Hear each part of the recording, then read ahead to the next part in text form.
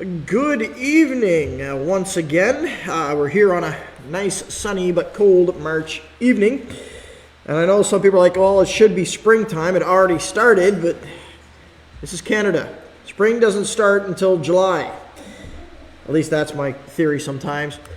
It's not entirely true. It's not usually that bad. The worst I think I ever saw it was my wife was down in the Bahamas. And I was talking to her, and I think it was a long weekend in May, and the snowbank outside my office was still like up to the roof of the garage. So that's the worst I've ever seen. Of course, then I remember one time that my wife and I were coming back from the Bahamas one Christmas, and we landed in Toronto, and we were thinking, oh, we took our coats with us, thing it's going to be super cold, January in Canada. Step off the plane, it was like 12 degrees. In the middle of January, she's like, oh, taking that coat off. That's just kind of the way it goes here. You never know what the weather's going to bring. But tonight, we're going to be continuing our time in Daniel. As I said, this series, I'll tell you, is official welcome to Unlocking Daniel. I call it that just because I want to sound cool. It's just really a study in the book of Daniel. But ultimately, remember, the purpose behind this is that before I came into this year, I had probably 5 or 6 people say, hey, it'd be great to go through Revelation again. Last time I went through was about 5 years ago. And then it was interrupted because everything shut down and the videos have disappeared thanks to the streaming services now, because anything that was over 30 days, they've wiped out. Just the way they're doing them now. By that. So I decided we're going to get to Revelation, but before we do that, I figured we're going to go through Daniel first, particularly because it's the same style of literature, and which is called apocalyptic literature. Now, up until this point, we haven't actually been studying the apocalyptic aspect. We've been studying the historical aspect. In other words, more particularly, we've been looking at particularly the reign of Nebuchadnezzar as recorded in the book of Daniel. That being Nebuchadnezzar's dream, Nebuchadnezzar and his image that he set up, his golden statue, and Nebuchadnezzar's illness. But now, since we've reached the end of Nebuchadnezzar, I said we're going to be going through Daniel in chronological order. The next king that rises up, that Daniel records, is not actually Nebuchadnezzar's son. It's Nebuchadnezzar's grandson, and there's a reason behind that. So we're looking in the Belshazzar will be the king. But he's not the son, he's the grandson. Now, if you look at that, and we'll hit that in, not next week, probably a couple weeks from now. When you look at chapter 5, you're going to see it says son of Nebuchadnezzar. The Hebrew makes no distinction between son, grandson, or descendant. So when it says son, it could mean anyone in the genealogical line of the person. That happens. I think French does something like that can be quite interesting with the word beau. So like my beau-père, that can either mean stepfather or father-in-law. I believe that can happen. So when it says that, so you run into that where it says the son of, it may not necessarily be the direct son of. Particularly, you'll find in spots where it's like all of a sudden it says, and Judah did this. Judah, by that point, had long been dead. Judah was the fourth-born son of Leah by Jacob. But it means it was representative of the tribe or somebody in the tribe. So when we see that, we're going to be looking at not the son, but the grandson, and we'll cover just a brief historical aspect of that, particularly because we're going to be dating this part of this. And so we're going to be starting in apocalyptic literature. But I'm going to tell you ahead of time, for those who like to look ahead, in other words, get prepared, don't just prepare Daniel 7, prepare also Daniel 1. And you're going to be, why? And I'll explain it when we look at it, because there's a reason behind it. But before we continue any further, let's just offer up our prayer to the Lord tonight, and give our worship to Him. Let's pray together. Oh, Father God, I just thank you to be able to share in your word, and I thank you that your word is so readily available to us. And I thank you that you have revealed yourself, and you show yourself Supreme, you show yourself sovereign over all things. And Father, I thank you that even as we study the book of Daniel, you give us a glimpse of the absolute end, that you will have a kingdom that does not end, that you will reign on your throne, and there is none like you.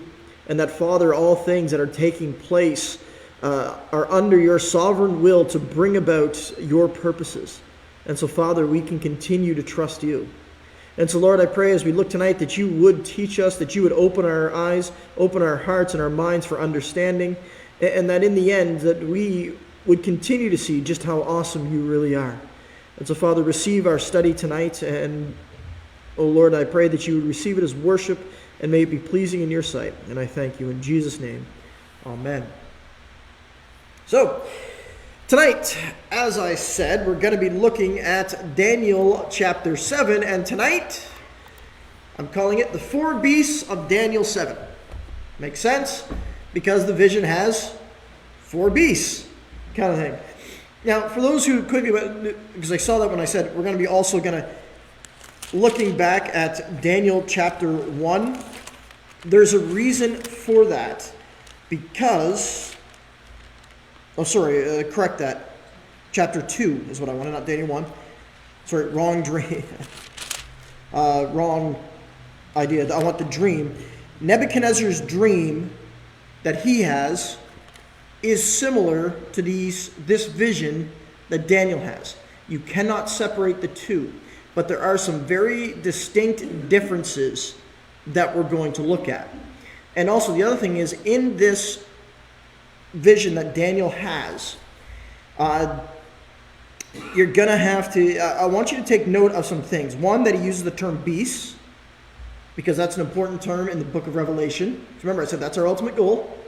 He uses the term that they come out of the sea, which again is something that is in the book of Revelation. So these are things, this is why I said we're going to look at Daniel to understand Revelation, or extrapolate into Revelation. Not that they're identical, because Daniel here, his beasts that he has visions of, means something particular. That's why you can't separate it from Nebuchadnezzar's dream recorded in chapter 2. But it does show something that is very interesting. And so, as we understand this, as I said, it'll hopefully open us up to understand Revelation a little bit more. But before we go any further, let's get into the text, Daniel chapter 7. Not going to read the whole chapter tonight. We're just going to focus on some of this.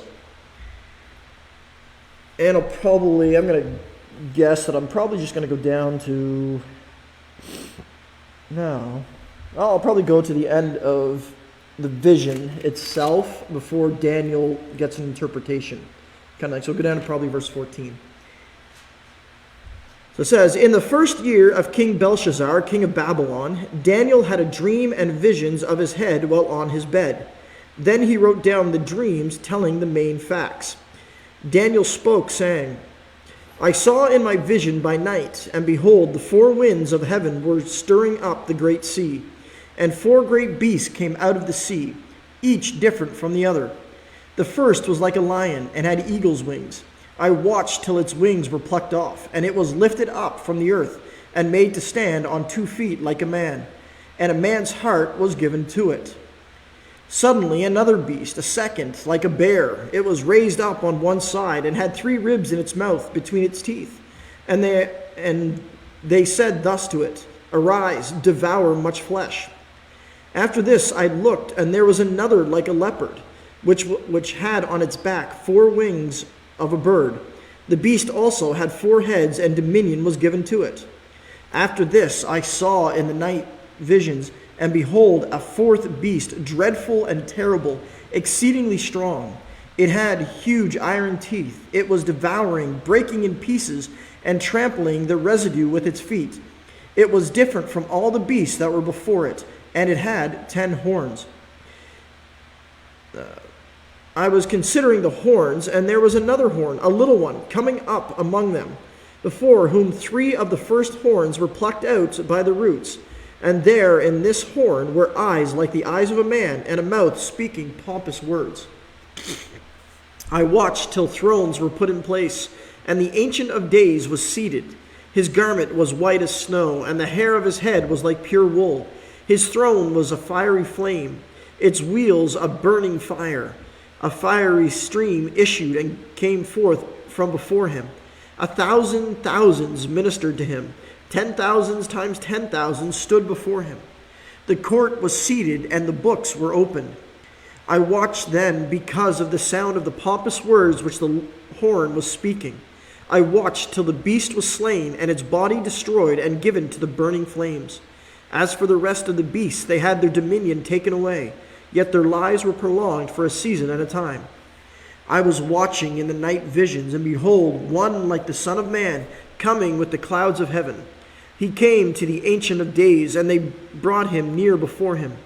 Then to him was given dominion and glory and a kingdom, that all peoples, nations, and languages should serve him. His dominion is an everlasting dominion which shall not pass away, and his kingdom the one which shall not be destroyed. All right, so that's as far as we're going to go. We probably won't cover all that tonight. That's just to give you an idea there.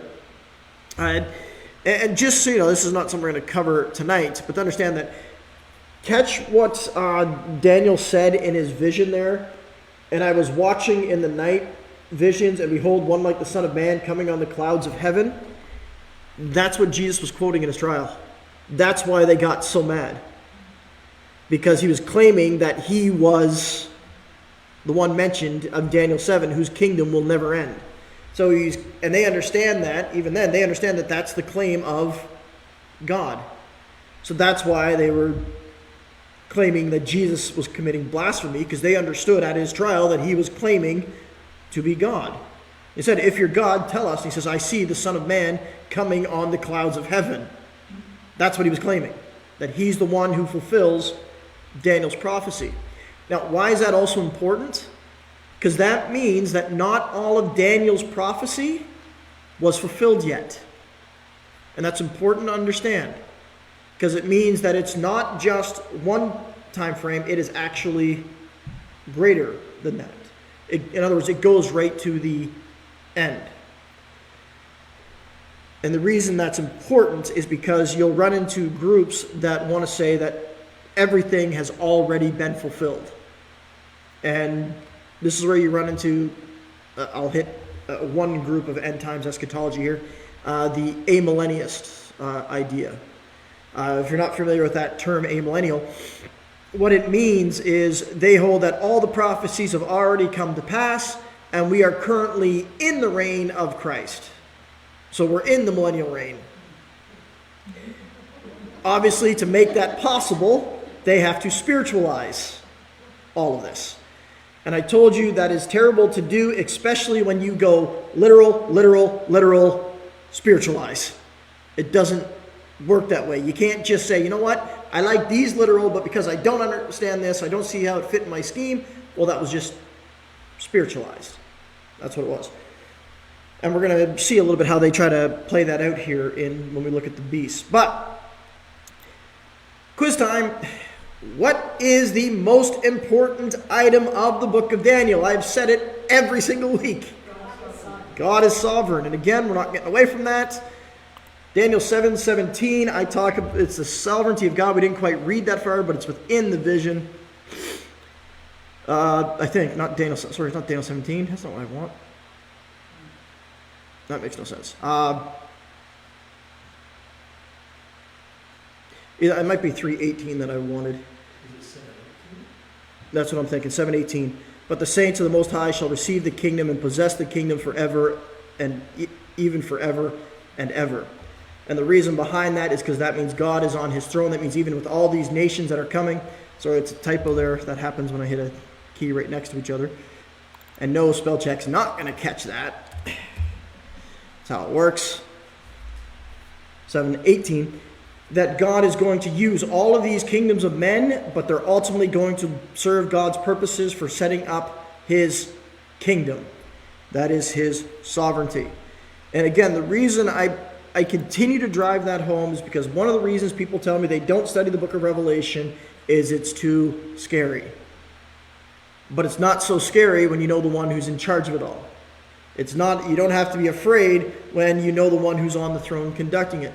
Even in today's culture, if you look and you see what's happening, I think the election has officially been called now. I think I saw the headline pop up this afternoon for Canada. You go, okay, which way is it going to go? Even no matter which way it goes, the believer doesn't have to worry because God is sovereign on his throne. That doesn't necessarily mean things are going to get easy. It just means we don't have to worry. And we trust in him no matter what takes place. Now, with that, let's look at the dating. So we finished Nebuchadnezzar. We're working on his next, and that would be his grandson. That's the way it is. His grandson here, Belshazzar. Now, how do I know it's his grandson? Well, this is where you look at the other part of Daniel. And one of the things that shows this is that the writing on the wall, which we'll look at later, it's at the end of his reign. He says, whoever can read this writing and tell me what it means, I will raise him up to the third highest ranking in the kingdom. It's kind of a strange thing. Every other time we see that in the scriptures, it's always, I will make you second in command. That the only one who's not under you is me. So that's usually how it goes. But here you got third. Why would it be third? Because he holds the second spot. He does. And in fact, we can get this because we know the history. Well, if you don't, I can tell you that. When I say we, I'm talking the generic we here. His father, Nebuchadnezzar, is his name. He was actually, early on in his reign, was on a campaign in Central Arabia. So he wasn't actually in Babylon at the time. He was out doing military campaigns. And so what did he do? He put his son on the throne in his place. So although he's ruler, he's not king per se. But for all intents and purposes, he's king. He's making the rules, he's governing, he's that kind of thing. And we find that in the historical records, that he was. An interesting note here. This is where those people who want to try to say the Bible got it wrong for the longest time were saying, see, he wasn't king. There was no record of him. All they had was King Nebuchadnezzar kind of thing. Or Nebuchadnezzar, sorry. And they're saying, see, Nebuchadnezzar was king, not his son Belshazzar. Until eventually a royal document was found, which was signed by both of them, the son and the father. And so it turned out the Bible had it right. And why would Daniel record about Belshazzar, not Nebuchadnezzar? I keep wanting to say Nebuchadnezzar. I want to combine Nebuchadnezzar in there, in that aspect. But why is it that Nebuchadnezzar, it doesn't record that? Because Daniel lived in Babylon where Nebuchadnezzar wasn't reigning, per se. He was off doing his campaigns. And so with that, we kind of get a date here. There's a little bit of a leeway here, as there is in history, because we don't get like precise things. Generally around 556 to 553 BC. So this means it's before the Medo-Persian has taken over, and it's long before King Cyrus took over.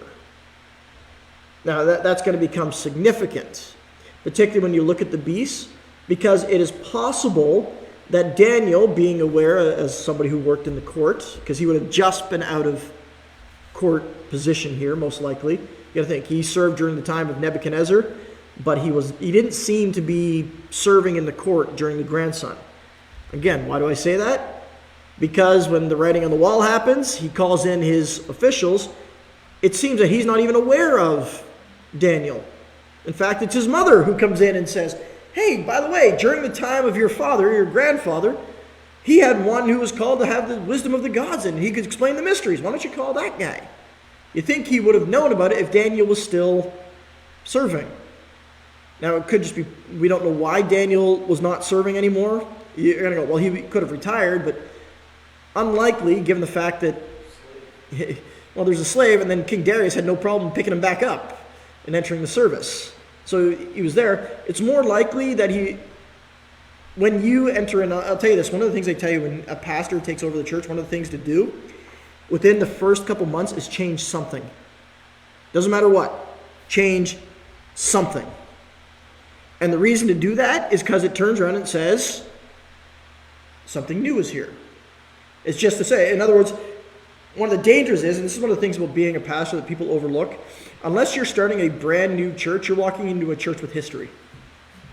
Which means there's already a history with the pastor that people have. And if they left on good terms, then everybody's going to continually compare you to the previous person. That's what's going to happen, expecting you to be just like them. If they left on bad terms, most people already have a bad taste in their mouth and they're already looking at you with suspicion. And so you change something. Trust me, it's one of those few jobs where you walk into that you pay for the mistakes of your predecessor automatically. And you haven't even done anything yet. So you change something. So it's more likely when the son took over after King Nebuchadnezzar, what did he do? He put his own people in charge. More than likely, he's probably like, I do not want a Israelite in such a position. So push him out. But other than that, there's that aspect to it. So, but really, we don't know why Daniel's not in service, but here we have. Now, something about this. If you notice two things about the opening statement of chapter 7, just so you know. It says, in the first year of Belshazzar, king of Babylon, Daniel had a dream and visions of his head while on his bed. Then he wrote the dream telling the main facts. Now, for English purposes here, what person is this written in? Third person. Verse 2, Daniel spoke saying, I saw. That is in the first person. But he's looking up Daniel's writings, is most likely what it is. So you've got an editor here, which isn't unheard of. So he wrote the start. It's like, I'm giving you the date of this. It's one of those things. So there's a thing. Daniel did not write all of Daniel. There is an editor somewhere along the lines who's like, let's put this date in. That's not uncommon. It really isn't. The greatest example of this is the book of Kings and the book of the Chronicles. When you read the Kings and the Chronicles, they have different focuses.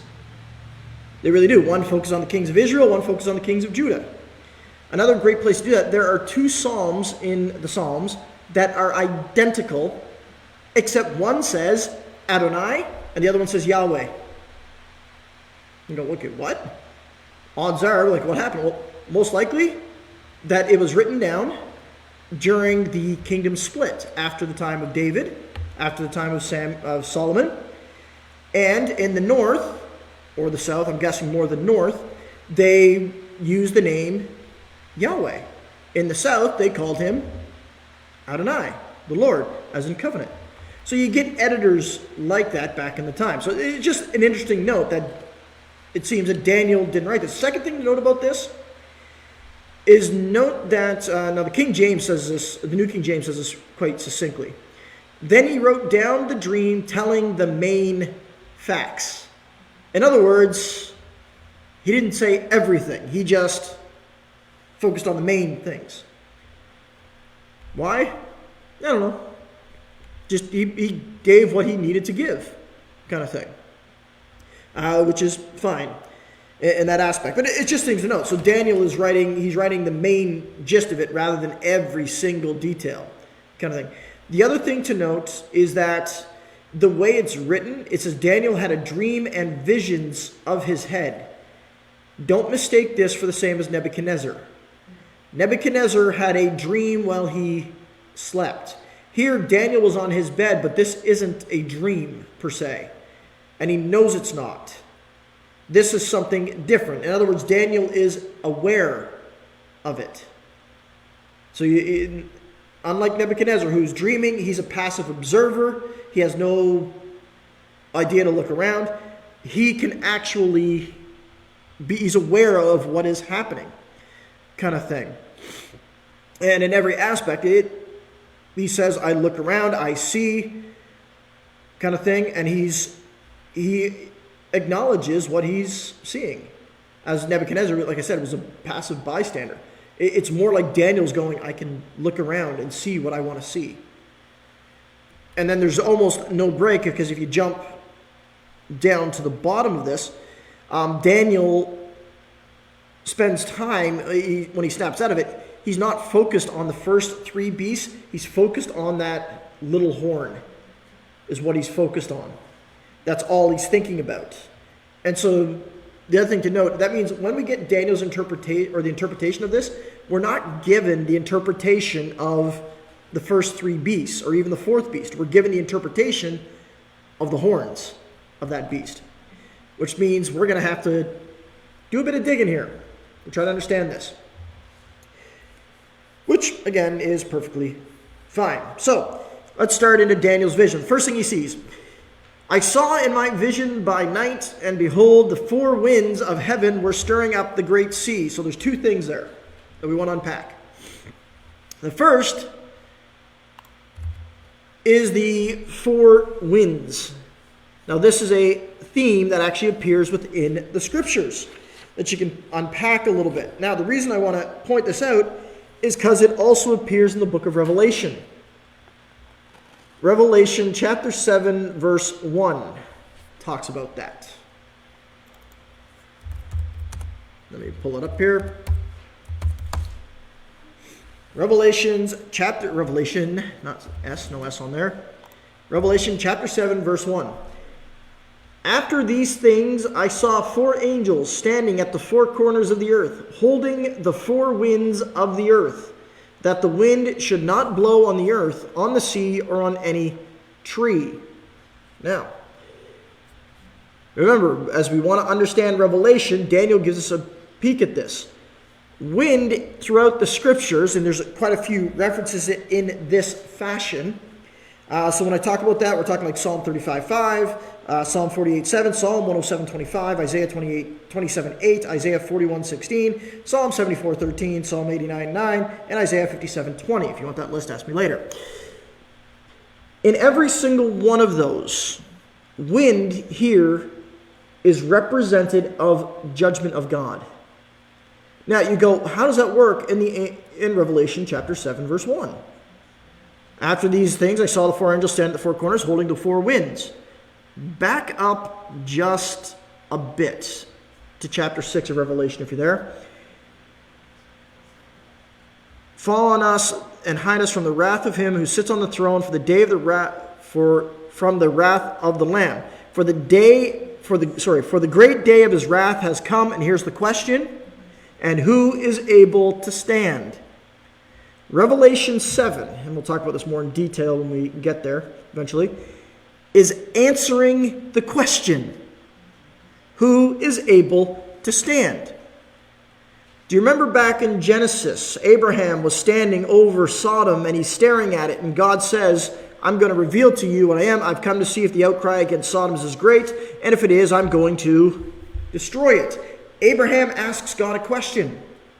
Will you destroy the righteous with the wicked? Will not the Lord of all the earth do what is right? So the question stands. They're asking, the wrath has come, who can stand? How can anybody stand? And then the next thing he says, he looks, and after these things, so in other words, I hear that question, I look, and what do I see? The four angels holding back the four winds. And it's not allowed to blow. And then it says, I saw another angel, verse 2 of chapter 7, ascending from east, having the seal of the living God, and he cried out with a loud voice to the four angels to whom it was granted to harm the earth and the seas, saying, do not harm the earth, the sea, or the trees, till we have sealed the servants of God, of our God, on their forehead. What's it doing? It's equating the winds as judgment, because they're about to unleash the winds. But it's like, no, you hold it until we're done our sealing, so that we can signify who's not going to be hit by these plagues. A great place to look at that is the book of Exodus. I said this morning, when you look at the plagues that hit Revelation, there's a direct correlation between the plagues that hit in Revelation and the plagues of Egypt. There really are. And for the first little while, what it says, the first plague comes, everybody has to deal with it. That's the plague of blood. Second one comes, everyone's going to deal with it. Then God goes, I'm now going to make a distinction between my people and the Egyptians. God can do that. And that's what you're seeing in Revelation. But you've got the four winds of Revelation there. And so what you have in Daniel, this ultimately is a prophecy of judgment. Because what's it bringing about? The true kingdom of God. And all the kingdoms of man are going to be judged. That's what's going to take place. The other, I'll come back to it. Now, I'm going to come back to the second point in that verse that I said. The comparison between Daniel's vision and Nebuchadnezzar's. Let's look at the similarities first, just briefly. Similarities are how many beasts? 4 beasts. How many successive kingdoms did Nebuchadnezzar see in his dream? 4. The toes are something different. When you've got that happening. When you get to the toes, how many toes were there? 10. How many horns are there? 10. These visions are in essence one and the same. Do not separate them. But there is a distinct difference. How did Nebuchadnezzar in his dream envision the kingdoms of men? It was a grand statue looking like a man. In God's sight, how are they depicted? And as ferocious, conquering, destructive beasts. Where man sees himself as glorious, mighty, majesty and all that, God sees them as nothing more than brute beasts. Funny thing is, that actually gets talked about in the New Testament too, when it talks about false teachers. They're nothing but brute beasts looking whom they can devour, and their God is their belly. So in God's sight, these kings who are supposed to be majesty, that includes Nebuchadnezzar, who saw himself as this head of gold, he's nothing but a beast in God's sight. So you've got similarities, but it really shows the difference between heaven's perspective and man's perspective. We see things from our way, we want it certain ways, but God sees it very, very different. What man sees as amazing and good can be absolutely nothing in God's sight. I mentioned that this morning. When you look at the history, it talks about Herod the Great. The scriptures depict him as Herod the mass murderer. The jealous murderer who would slaughter anybody he thought was a threat to his throne. Now history does mention that he was paranoid, but it really talks about his accomplishments, his shrewdness and how he came to power and all the good he did and that kind of thing. And face it, it's the same way you think about it. So people talk about when John Paul II, former Pope of Rome, when he died, they talked about how great he was, how much he's going to be in, how he was up for sainthood, and they were talking about canonizing him. You got to understand Catholicism, what I mean by that. It means they're going to make him a saint.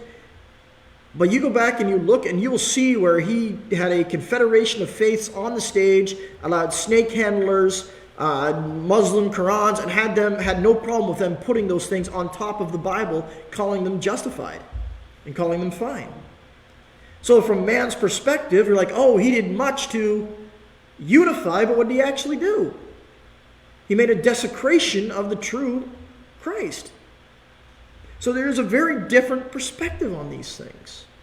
And sometimes when you think this is good, it's not necessarily. Who was the famous actress? If I get this wrong, somebody will tell me. I think it was Elizabeth Taylor. When she died, I remember them talking about it. They talked about how she had such a zest for life, how she was, and how much. But I'm like, wait a minute, didn't she have like 7 husbands? 6? She only had 6 husbands. Oh, married one twice. So my detail isn't wrong. She did have 7 husbands, just one was 2. And it's like, wait a minute, that doesn't sound like a good thing. Then you got some people who think about Elon Musk. Look at all the good things he's done. Now, I'm not talking about how news paints. So I'm talking about Tesla, brought internet in, did all this, that. How many kids does the guy have? It's like insane amounts. How many has he abandoned? Insane amounts. It's like, so he's not a good person. So the difference between humanity, how we view things, and how God views things are often very, very different. And so you can see that even in the comparison here of Daniel 2 and Daniel 7. Nebuchadnezzar's like, look, man's kingdoms are great, they're majestic and everything, and God says, no, you're nothing but brute beasts before him. Now, with that, so you just keep that in mind. So To understand Daniel 7, understand that that is a direct correlation to the vision of Daniel 2. Because that's going to help you understand Revelation. This is the purpose behind it. Now, the other thing that it talks about is that these came out of the sea. I got Revelation still up here. You didn't give it to me. Daniel 7. In the first year of King Belshazzar, king of Babylon, Daniel had a dream and visions. Verse 2. Yep, 7:2. I saw in my vision by night, and behold, the four winds of heaven were stirring up the great sea. Now, this could be a reference to the Mediterranean Sea, which would be right there. But the sea in the scriptures often has another depiction as well. And that's why I give you Revelation 13 there. And notice this. I'm just going to do the comparison here a little bit. Daniel 7. I saw my vision, the stirring up the great sea, and the four great beasts came up from the sea. Okay? Understand that? Revelation 13. John says, Then I stood on the sand of the sea, and I saw a beast rising up out of the sea. So the sea has to mean something more than just the water. Unless, of course, this is kind of you think that the beast is literally going to just walk out of the sea kind of thing. Now, the sea, often throughout the scriptures, has a representation of the nations, of people. And in this, to understand it, the sea in Babylonian idea, Mesopotamian ideas, is a chaotic monster. It's a thing of chaos, danger. You don't mess with the sea, kind of thing. And this is why in the book of Jonah that the sailors were so in awe when they threw Jonah overboard, and what happens? The sea becomes calm. Why? Because it was seen as this great power, this thing of chaos. And then what does Jonah's God do? Settles it immediately. And so in this aspect, what you get is the seas, often in the scriptures, will represent Gentile nations. And that's important to note because in Revelation, there's also going to be a beast that comes from the land, which makes a different significance here. But here it says the beast rising out of the sea. And Daniel, it says they rise up out of the great sea. They came up out of the sea. Four great beasts. So instead of coming from the heavens, as a God king will, they're coming out of the chaos. They're coming from the pits. They're coming from the chaos of the nations, kind of thing. So these are not, in essence, things of heaven. These are things of the earth. These are things that are not good, is what he's saying. So when you see that idea of sea in this way, he's using in the vision is using the Mediterranean Sea as a representation of the Gentile nations, of the chaos of it. And these nations will arise. And so the first thing you got to look is these aren't going to be Jewish empires. These are going to be Gentile empires. But again, the reason I said it is because you understand that sea there and sea in Revelation mean the same thing. And so you get that now. Or did the four winds. Let's get into the beast here. Now, the first beast. The lion with eagle's wings. I will tell you the bad interpretation of this right now. The bad interpretation is there's a nation on earth that is represented by a lion, and there's a nation on earth that's represented by the eagle. The lion is Britain.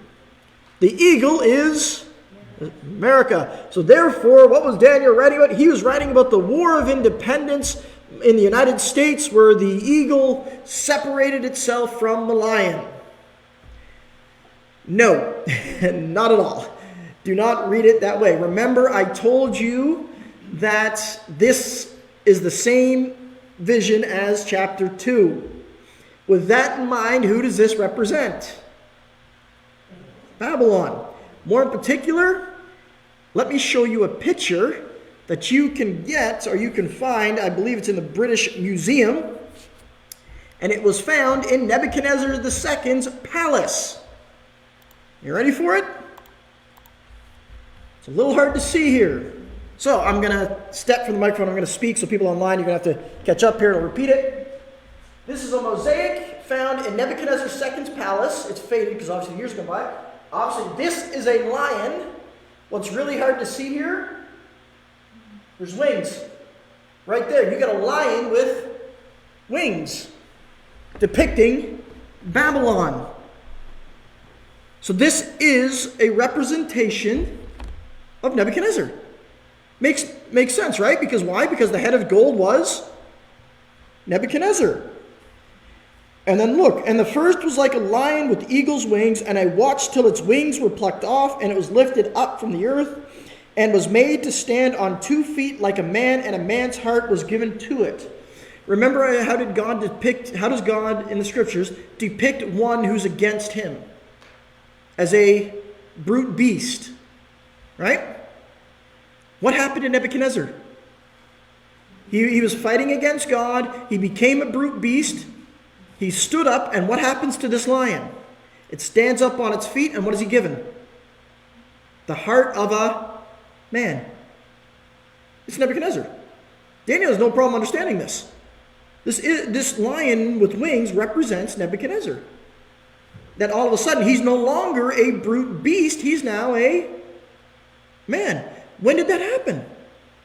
When he stood up and said, I, Nebuchadnezzar, give glory to the Lord of Lords. His kingdom and dominion has no ends. So it gives a good depiction. If you understand Nebuchadnezzar, it's always like whatever happened to Nebuchadnezzar. It seems by this point that Nebuchadnezzar at the end was a follower of the true and living God. So this is the depiction. This is what this lion represents. That it represents Nebuchadnezzar and the Babylonian Empire. Make sense? But again, so what does that mean for Revelation? Well, when it talks about the beast in Revelation, the couple of the beasts, they represent both a world leader and his empire. Okay? That's why we do a bit of extrapolation. Let's go on to the second beast. Sorry, there's no picture for this one, but that was the one that was fascinating to find, that you actually find in Nebuchadnezzar's own throne room, a picture of a lion with wings. So, second beast. It's a bear that rises up. Now, pay attention to this. Now, bad interpretation. This is not Russia.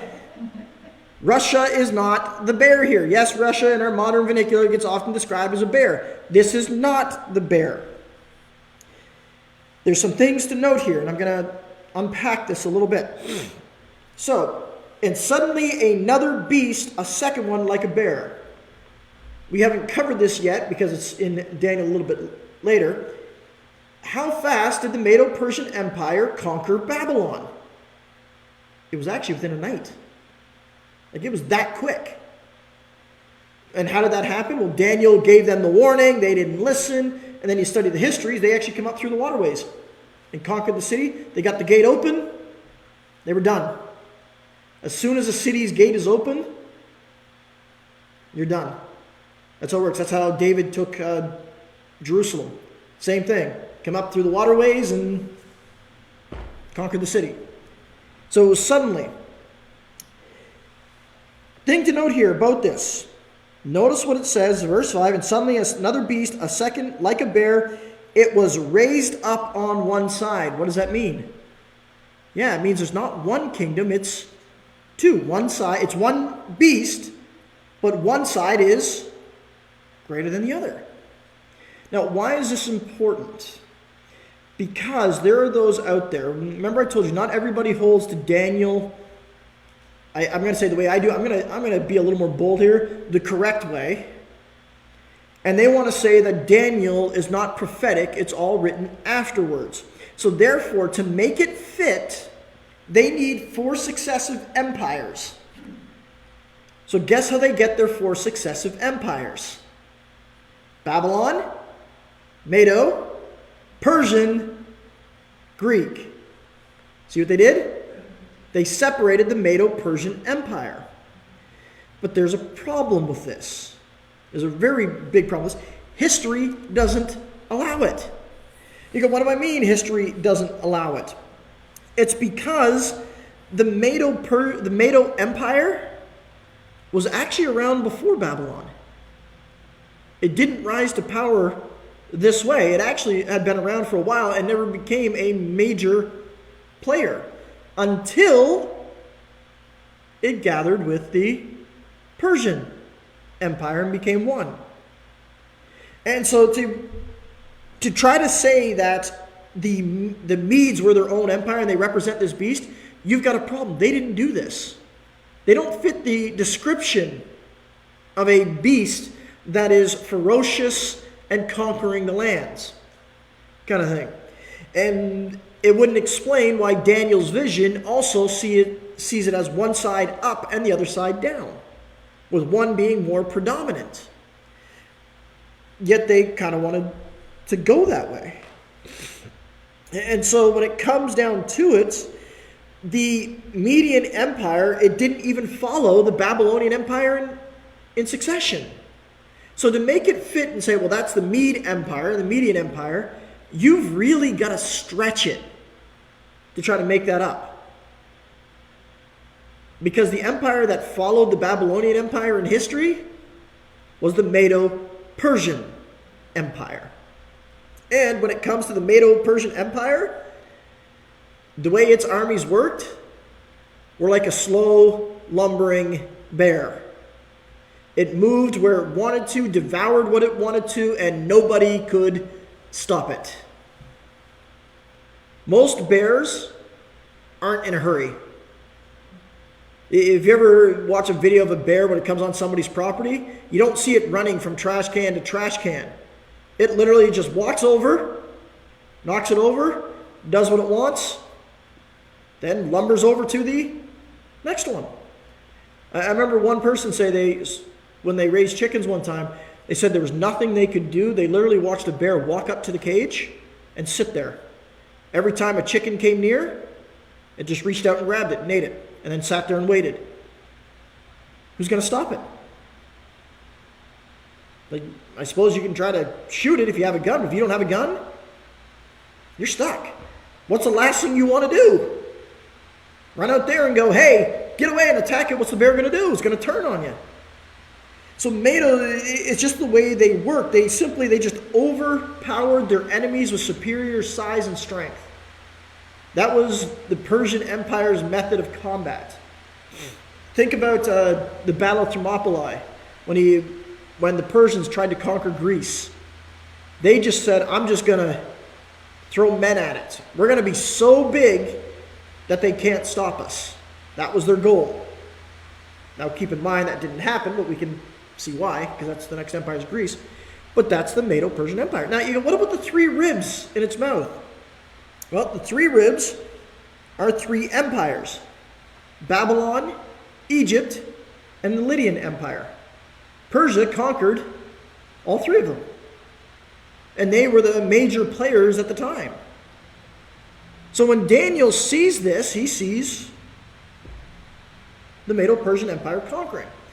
Now, again, up until this point, you can kind of say, well, maybe Daniel, because of his position, was just really good at reading the political times. And there are people who are really good at that. They see what's happening, and it's like, okay, Babylon, yep. So he writes about Nebuchadnezzar, and he can see what's happening. Nebuchadnezzar's grandson and son aren't as good, and he can see on the scene that Medo-Persian, so he predicts that the Medo-Persian Empire is going to conquer it all. But then there's the next empire, the third beast, the leopard. Why do I get serious about that rock? I was really tired when I wrote. I spent a lot of time Friday studying. And as I said, I am not a good person. Yeah, I didn't think there was an A in that, just looking at that. The leopard. The third beast is Greece. Now, why would they become a leopard? Because Alexander the Great, when he conquered, he did it quick, like a leopard. He just moved like crazy. But not only that, if you look at the leopard. So it says, after this I looked, and there was another like a leopard, which had on its back 4 wings of a bird. Now why? Because it seems like he just flew across the earth. If you think World War II, the Germans, their method of getting through France, they did a blitzkrieg. It's even now, it's called a blitzkrieg. What did they do? They just ran through as fast as they could. And France, understanding that, hey, we can't stop them, the only thing it's going to do is rely on cause the death of our peoples and the destruction of our infrastructure, they just said, go on through. And that's what Germany did. Their blitzkrieg just conquered all of landlocked Europe very quickly. This is what Alexander the Great did. He just swept across as if he flew across the world. And he conquered however he wanted. But in this, notice it says about the beast also had 4 heads, and dominion was given to it. Why would the leopard have 4 heads? All the rest have 1. Yeah, because Nebuchadnezzar, when Alexander died, his empire was split amongst his 4 generals. Here's the question. How would Daniel know that? Even if, we'll argue, that for some unconceivable reason that Daniel could see the rise of the Persian Empire and the fall of the Medo-Persian Empire to Greece, how would he ever predict that the leader of Greece would suddenly die and there'd be 4 leaders of it? He wouldn't. This is also why it doesn't work to try to divide it from Medo-Persian. See, what they try to do is Medo-Persia, Greece. Where in the Persian Empire would you be able to explain the 4 heads? You can't. You can't really explain it. So you'd have to try to spiritualize it. But you've got this 3rd beast here, which arises to power, which is Alexander the Great. It's the Greek Empire. Which again, how does that fit? How do we know this? Because it fits exactly with Nebuchadnezzar's vision. Babylon, Medo-Persian arms, the legs, torso, Greece. And that's the way it is. So you can't just suddenly go, you know what, I think that this is America, this is the States and Britain and Russia, and I think the leopard they try to say is like China. I think is what they try to go with. And they're trying to put modern day into it. No, Daniel was writing in his day. Now, it doesn't mean it's going to stay there. Part of this has been fulfilled, exactly like it has been in Nebuchadnezzar's dream. What happened at the end of Nebuchadnezzar's dream? A rock cut out without human hands come and struck the toes. Destroyed it all. What happens here? A kingdom shows up and crushes the 10 horns and that very arrogant little horn and sets up his kingdom. And the rest were allowed to remain for a time. Does that make sense? Well, sure it does. Read the end of the book of Revelation. Christ returns. What does he do? He crushes that little horn. And it is thrown into judgment, depicted as the fire even here coming from the throne, sets up his kingdom, and for the next 1,000 years, for the next little while, what does he do? He reigns on his throne. Why does he have an iron scepter?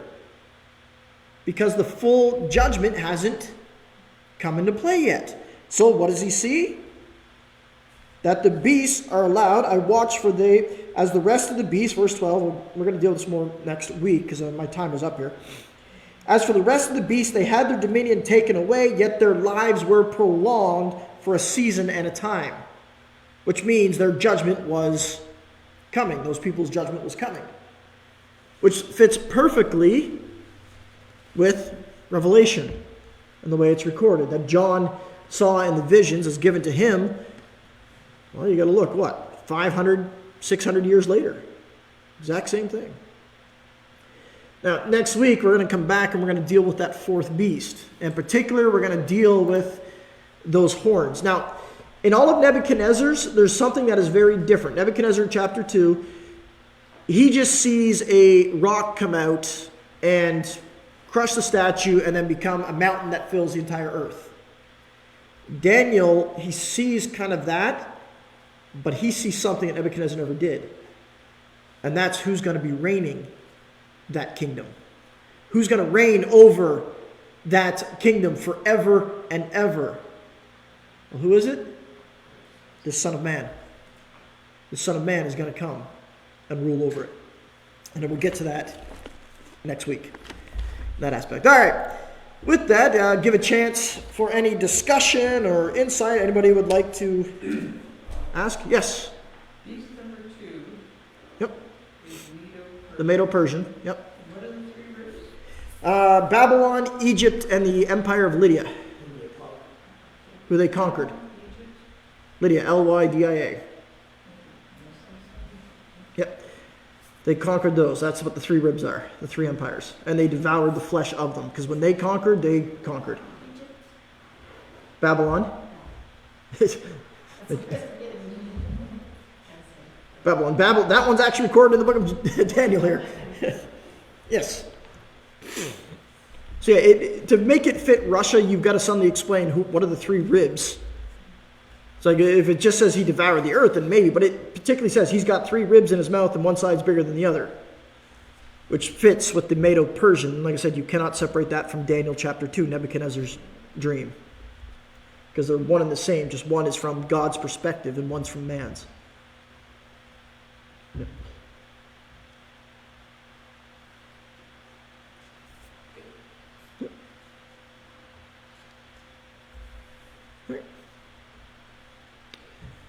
Okay, with that then, we'll end there. But as always, I'd like to give the announcements for the upcoming week.